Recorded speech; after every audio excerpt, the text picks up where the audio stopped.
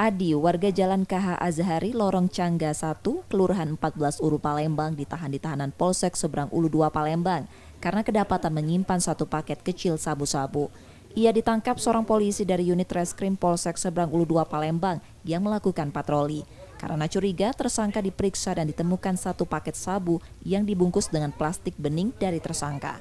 Menurut polisi, dalam pemeriksaan tersangka mengaku menggunakan sabu sebelum pergi bekerja untuk menambah stamina 1 bulan terakhir. Saat tim opnal sedang melaksanakan kegiatan hunting, kemudian didapati pelaku ini sedang di TKP. Pada saat digeledah, ya ditemukan barang bukti narkoba berupa sabu.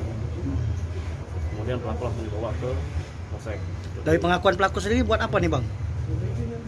Ya, untuk pengakuan dari tersangka bahwa sabu ini sebagai doping biar semangat untuk bekerja gitu. Bekerja apa, Bang, dia? Jalan yang salah kan? Bangunan. Bangunan. Karena hal itu, tersangka pun terancam hukuman di atas 2 tahun penjara. Yudi Kiswanto, Kompas TV, Palembang, Sumatera Selatan.